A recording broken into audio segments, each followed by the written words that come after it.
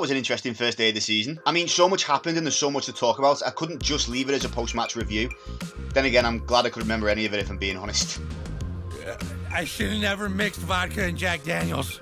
As for the game itself, I admit, I think I gave Norwich a bit too much credit than they deserved in my pre-match video. I mean, I expected them to come into the game with a lot more organisation and preparation, but I have to say, despite the fact we dominated the game, I'm actually a little annoyed that the only reason we scored 3 goals was down to Norwich's abysmal and unorganised defending. The game only really opened up after around 20 minutes, and it was, for a little while there, back and forth. They had chances, we had chances. Salah had a pearl of a long-range volley that sadly didn't amount to anything, it went wide. Rather alarmingly, they'd managed to slice our defence open with a couple of neat little through balls, which we are going to have to make sure we don't get exposed to again, because if that happens again against a better team, we won't be so lucky. Then again, having said that, everything Norwich threw at us was handled by Alisson with complete ease and calm, except that one moment when he had like a Dudek-style save in the second half, which was obviously fucking awesome. Tsimikas also gifted him a couple of chances by falling over and fluffing passes. He really seemed out of his depth yesterday. I'll be generous and put it more down to nerves, but he needs to sort himself out soon, because he's our only left back right now, and he has to realise the transfer window is still open. If he has another game like he did yesterday before the end of the month, we may have no choice but to bring in someone else.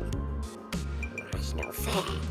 Tough shit, Smeagol. The first goal came as no surprise to anyone really. Liverpool were by far the better team, and the goal itself was the result of a brilliant bit of build-up play. Starting at the back on the left-hand side, it was a lovely ball across the field to an on-running Trent, only needing a couple of touches before feeding it right back into the middle to Salah, who was waiting in the middle. And his poor attempt at control actually worked out as a perfect through ball, slicing between the 2 centre-backs and perfectly into the path of Jota, who only had the keeper to beat, which he duly obliged. I often think we forget about Jota and his goals-to-games ratio when we've been talking about the transfer market and bringing new players in. I actually think we're okay up front between the front 3, Jota, kids like Harvey Elliott coming through, and useful wildcards like Origi, who has a fucking wonderful habit of scoring all our most important goals. But as I'll come on to shortly, it doesn't seem to stop the rumours of us wanting another. Anyway, we saw the half out relatively easily. There was one other chance where we could have bagged another when a shot after a corner made the keeper commit to a dive, only for the shot to be blocked, and the ball then pinballed around a few players while the goal was completely exposed, but unfortunately it was cleared out for another corner. At half time, you felt like unless Norwich came back out all guns blazing in the second half, this game was just ours for the taking. However, come the second half, even though we dominated the game even more than we did before, I might add, our goals only came due to some of the worst and most unorganised defending I think I've ever seen in my entire time watching football. Nothing really happened in the game until Bobby came on halfway through the second half, and I honestly think every single Norwich player must have done a reverse cami and thought Oxlade-Chamberlain was being sent off and not replaced. I must have missed that. Red card. Chris, have you not been watching? I haven't. I saw him go off, but I thought they were bringing a sub on, Jeff. Because literally a couple of minutes later, which must have been Bobby's first bit of play, Mane attacked their defence through the middle, but they organised to prevent him going anywhere. Then Mane switched the ball over to Salah on the right, and some Norwich defenders switched over to deal with that, but some stayed to pin Mane down, and it was like their vision of the game was the same as ours on the telly, because right then in the top left-hand corner of the screen, we could all see it. Firmino almost walked into view and into the box completely unmarked. At the far post with his arms out, he had so much space. It was like the Norwich players just pretended he wasn't there or something. It was fucking baffling. I mean, you leave any of our front 3 unmarked in the box at your peril. Any one of those lads gets space in the box and it's a guaranteed goal. I mean, what the fuck were they thinking? I mean, they were grouped in front of Mane, then they grouped in front of Salah. There was just no organisation at all. You could tell looking at Salah when he first received the ball off Mane, his first instinct was to be able to find a way through himself, but the second he looked up and saw Bobby, you could tell a light bulb just went off in his head and he instinctively sent it straight through for Bobby to slot home. That goal was just bad defending. I mean, we were still dominating the game and piling on the pressure, and we deserved the goal and everything, but to have space in the box like that when 6 players are back defending is just poor. It's not what you expect at the Premier League level at all. And that was just as much the case for our third goal. We had a corner and the Norwich players again just seemed to prioritise grouping up in the middle and marking the box itself rather than the Liverpool players, as they all instinctively ran in, and our lad, spotting this, decided to hang back as if to say, okay, you can have the clearance when the ball comes in, we'll have the second ball. Dumbass.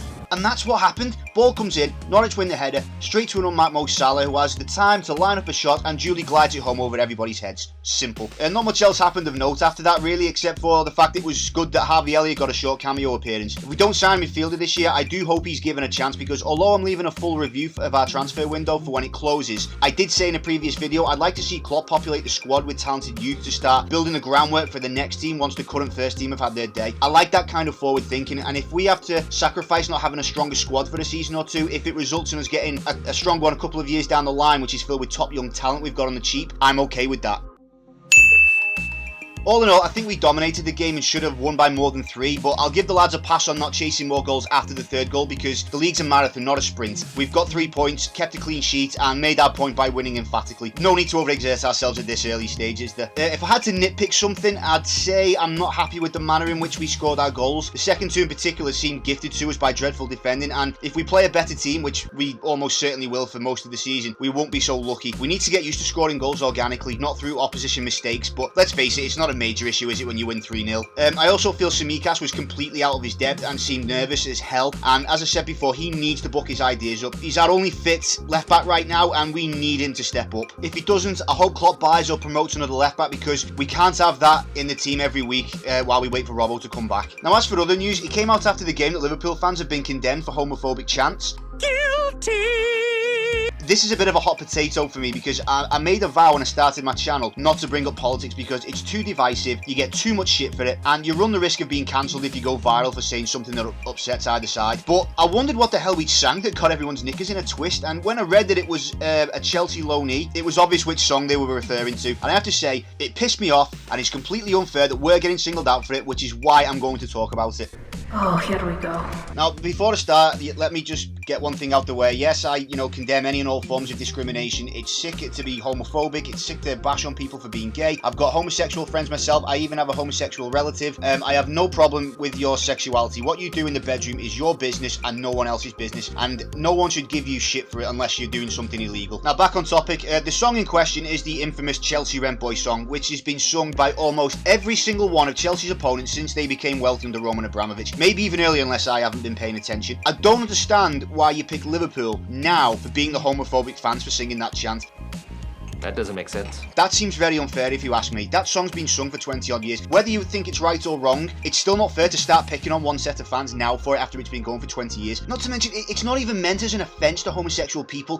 You're clearly missing the point of fan culture here. The whole point of the song, or any song fans sing against players associated with rival clubs, is to call you something you aren't, or over-exaggerate something you are and pretend it's something to be embarrassed about. The point's to try and get under your skin, to get a reaction, to make you feel singled out due to an allegiance with a rival club for the sole purpose of putting you off and making you not play as well, which gives our team an advantage. The songs themselves, they're not meant to be taken seriously, and this song is not meant as an actual offence to gay people. If you ask every single fan of every single club who sang that song if they're homophobic, they'll all say the same thing. No, of course not, we're just trying to put them off, that's all.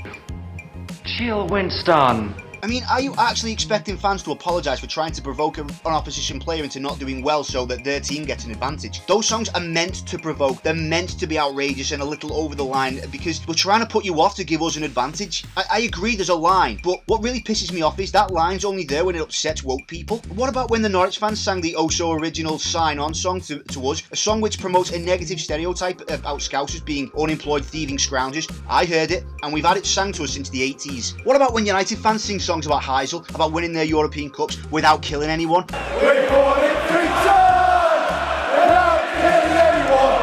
We've won it 3 times. If you murder, stand up. If you murder, stand up. What about when Everton fans sang to Gerrard about the baby not being his? Oh, Steven Gerrard, the baby's on yours. And in the spirit of fairness, what about when we sang about Joleon Lescott looking like the Elephant Man, when he has a facial disfigurement which I think was a result of a car crash, though feel free to correct me on that if I've got it wrong. They're no less offensive, but there's no public outcry over any of those though, is there? Because again, it's not something woke lefties can get social brownie points on Twitter or in the media for standing up to it. You're a good person. Not to mention, I like how you're insinuating that all homosexual people are opposed to this kind of language. I used to be a personal trainer. I trained a gay bloke. Him and his partner called each other a puff all the bloody time if they couldn't lift a weight. So don't tell me this language is offensive to all gay people. It isn't. Who would I sit with? Only Rosie O'Donnell. No. Who else do I like? No. In some states, that's bestiality, you know. You'd be... Now look, if you were genuinely offended by this and feel football chants do need to be reined in a little, then fair enough, we're all entitled to our opinion. Mine is just simply that these songs, they're not meant to be taken seriously. They're not meant as an offence to gay people or anyone that they make light of. They're just there to provoke opposition players into not doing well to give our teams an advantage, that's all. However, having said that, I do accept that this is probably the reason, all this viciousness from the stands, that is probably the reason why we've never had an openly gay footballer before. We all know there are bound to be quite a few in the game, but they're obviously obviously too scared. They're probably scared to death to come out. So yeah, maybe there is a discussion there to be had, and maybe one day a footballer does find the courage to come out and make it less taboo for others. I just hope it's not a Chelsea player who does it first. Oh no, he didn't.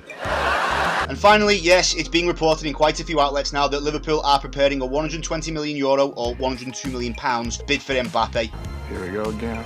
As always, I'm quite sceptical whether this is true, but I'll go into it anyway. If it's true, I have to give Michael Edwards and everyone at Liverpool credit for waiting until they got all those players we've signed up to contract extensions first. I said in my Mbappe video, which I'll leave a link to below if you want to check it out, that it wasn't a feasible option for us to sign Mbappe, because even if we could afford the transfer fee, which in fairness looks like it's decreasing every day he doesn't sign a new contract, his wages will still cause a problem for the club. Our best players are on 200 grand a week, and although that might be a little high now with these new contracts our lads have just signed, Mbappe is on 270 to 360 grand a week, depending on which source you believe.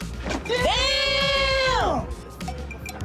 Keep your glasses back on. If the other players were haggling over new contracts and then we go and give a new player those kind of wages, what do you think our current best players are going to be asking for in negotiations? So the fact that this offer has been tabled after Van Dijk, Trent, Alisson and other leading members of the squad have all been tied down to contracts first is sneaky but very shrewd at the same time. However, that brings me on to why I think it might not be true. I doubt all those players' agents didn't see that hand being played by the club. If they were smart and this was the case, they'd have dragged negotiations right to the end of the transfer window to see if Liverpool did give a new player a better wage. Also, it's going to make Klopp look like a massive hypocrite after he's repeatedly said time and again Liverpool aren't operating in the markets of the super rich. We cannot compare, I said it before, we cannot compare to the other clubs. They obviously don't have any limits. We have limits. Now I have to say, although I'm still sceptical and don't think this will go through, given the way this transfer market has gone and the fact that United have signed Sancho, City have bought Grealish and it looks like they'll go for Kane too, and that Chelsea have splashed out nearly 100 million on Lukaku, it's made me change my mind a little bit on Mbappe. I still think we won't get him, but all our rivals have significantly strengthened. I still think we're a better team than United and Chelsea. We only finished behind United last year because of our injury crisis. The 2 years prior to that, we proved beyond doubt that when everyone's fit, we're miles better than them. But there's no denying they've significantly strengthened and probably closed the gap a little on us and City, same as Chelsea. And as for City,